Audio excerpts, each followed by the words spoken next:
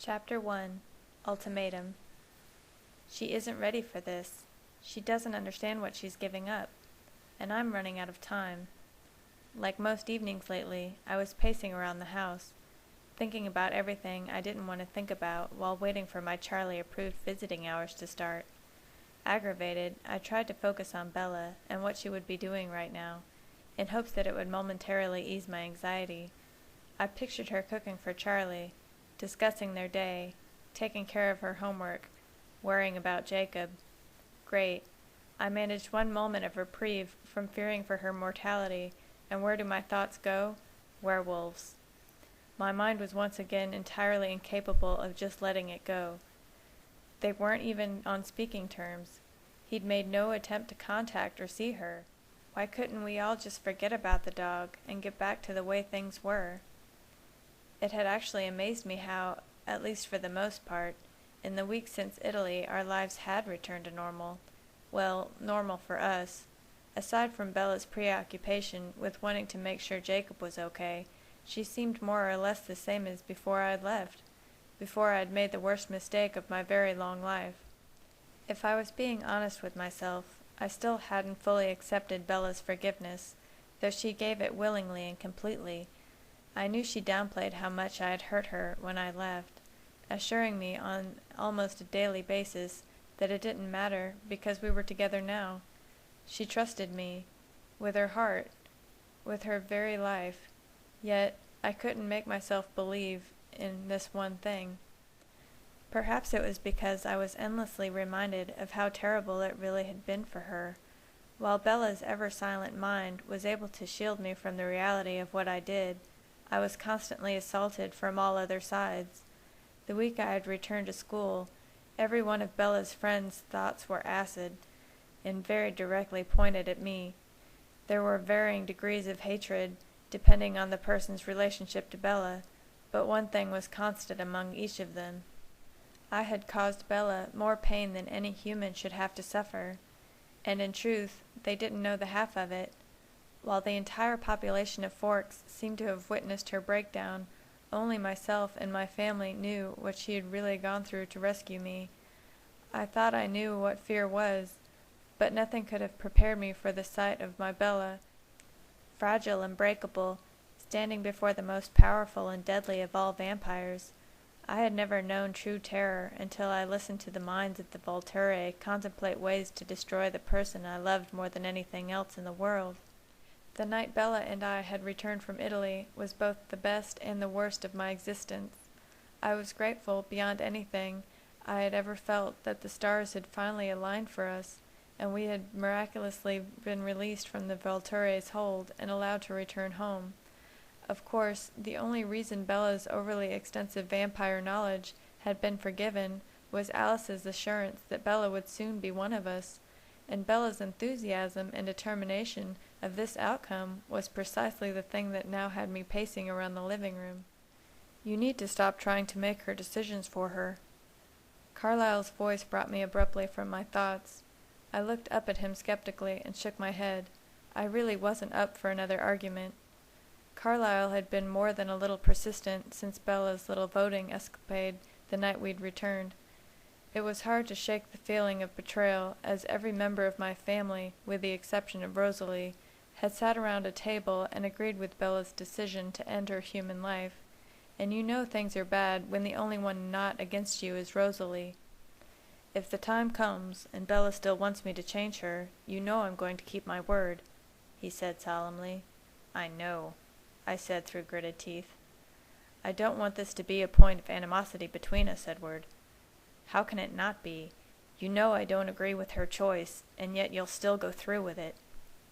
"Yes, I will, because it's her choice," he sighed, then added much more softly, "though you know that isn't my only reason." My eyes shut tight as I tried desperately to block out the path his thoughts had taken him on. I knew what he meant.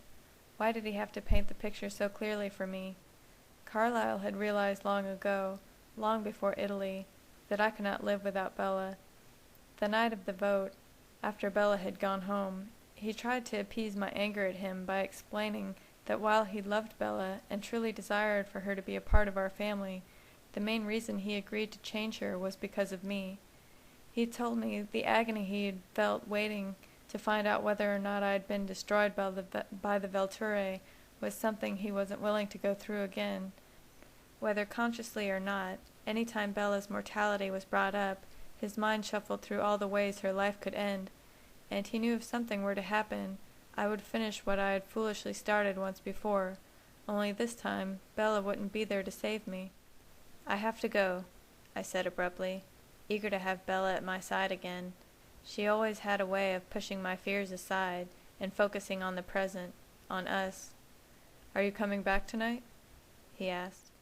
Every night, after Charlie kicked me out, I had a brief amount of time on my hands before joining Bella again by way of her window. Some nights I came home. Others I simply waited outside for her. On occasion, I went to her room while she finished the rest of her evening's tasks. I couldn't help it. Sometimes I just needed to see the grin on her face when she found me stretched out on her bed, waiting for her. I'm not sure. Depends on how much help she needs with the college applications. And by help, I mean stubborn refusal that ends in me filling out most of them for her. "Don't put too much pressure on her," Carlyle urged. "If you relax and let her start to enjoy the idea of going to college, she might decide to try it for a while."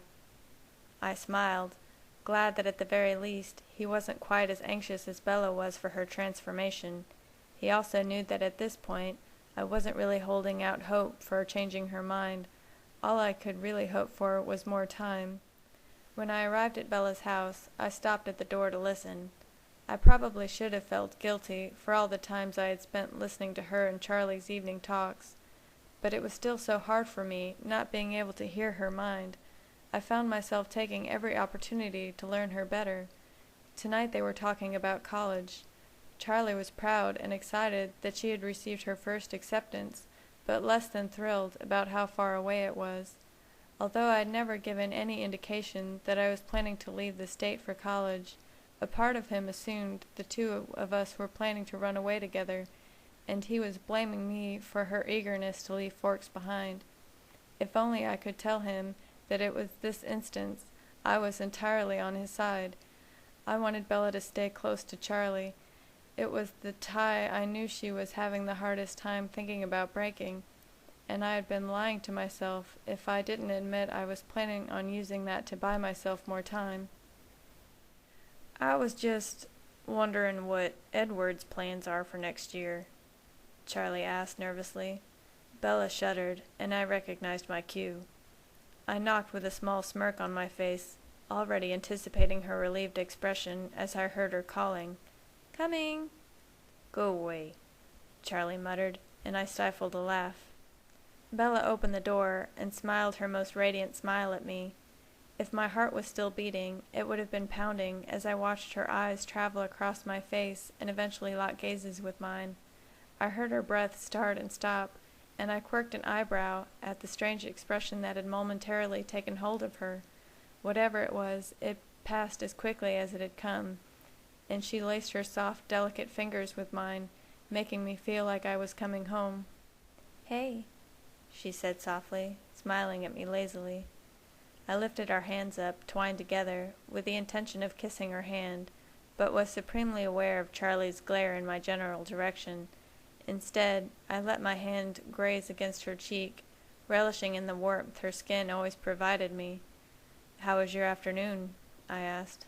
"Slow." "For me as well. Every moment I spent apart from her felt like it dragged on forever."